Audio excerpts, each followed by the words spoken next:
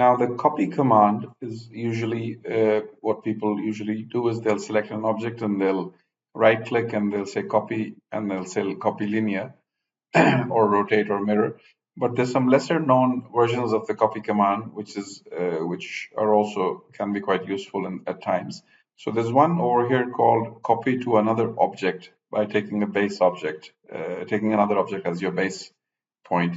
So if you select this one, so let's discuss the situation first. So there's a column and there's a beam and there's a haunch connection between the two, as you can see on the screen. I'm only going to select this beam, this one. Let me turn off the handles.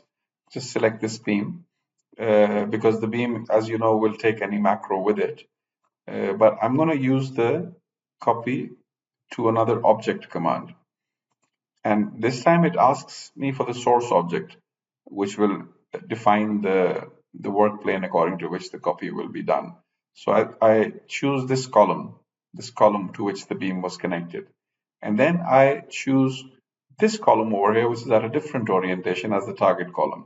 When I do that, immediately that beam is copied to that point, and the macro is copied with it. It gives me a little report if there's any error or not. There's no error. I can continue going like that. If you want, you can turn this report off as well. But these columns are all rotated at a different angle.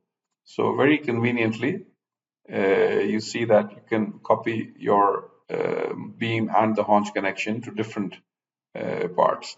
Now, another version of this is also possible, but that we'll explain in another video, where you can do the same by, instead of copying by object, you can copy by a plane.